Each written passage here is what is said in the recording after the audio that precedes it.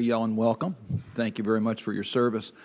I'm going to question in regards to areas where we have bipartisan support, where we can, I hope, make progress in this Congress in getting some changes in our tax code, particularly as it deals with one of the subjects that you mentioned in your opening statement, affordable housing. We have fallen behind in affordable housing. We were able to make progress in a lot of areas during the last 2 years, but affordable housing was not one of those areas where we were able to advance. So your budget includes 3 initiatives in which there is bipartisan support. One is to make permanent the new market tax credits. I'm working with Senator Daines on that proposal to give predictability to new market tax credits, which would be great for, I think, private sector investment. The other is the low-income housing tax credit, where your budget provides for the expansion and reform of that credit. Senator Cantwell and Senator Young have been leaders on this committee. We've joined them in that effort. And then lastly, on the neighborhood homes credit, which I have been the sponsor and Senator Young is my co-sponsor. So these are all bipartisan bills that we have a chance of moving forward.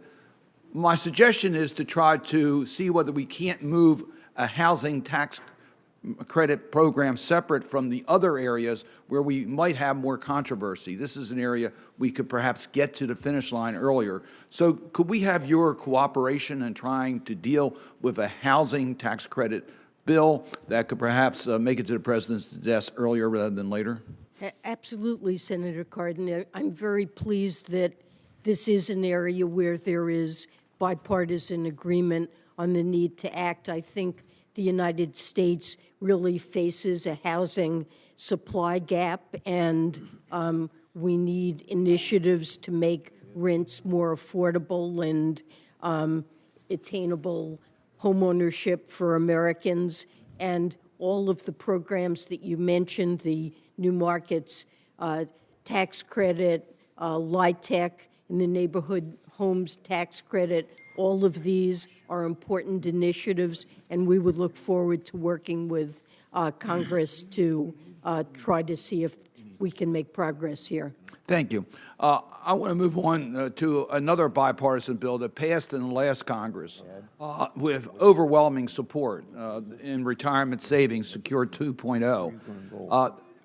Are you focused on helping us implement that law as quickly as possible? It provides opportunities for particularly modest income families to be able to take advantage of retirement savings opportunities, particularly with the refundable tax credits. Are you working to make the implementation of that law as smooth as possible so we can see some progress?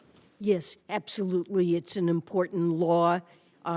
It contains many provisions that are complex and do require detailed technical analysis to produce public guidance and regulations, but this is something that we're working hard on, and the IRS and Treasury Office of Tax Policy are working to implement this.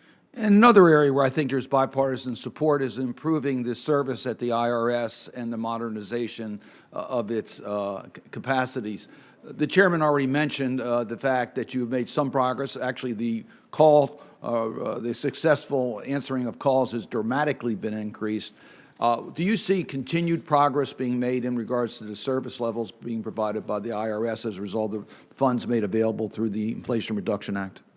Absolutely. This will be a very critical part of the IRS strategic operating plan that should be completed in the coming weeks. It has been a priority since day one. I promised during the tax season that there would be 85% customer service performance, and so far we have been in that range, and modernizing the way in which IRS interacts with taxpayers, with small businesses.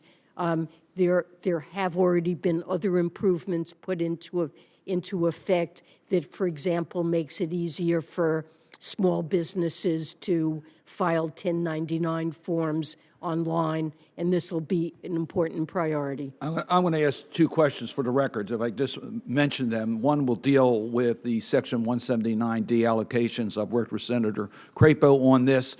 The guidance from the IRS is absolutely critical in regards to the allocation issue. I'll be asking a question for the record on that. And also, you mentioned small businesses.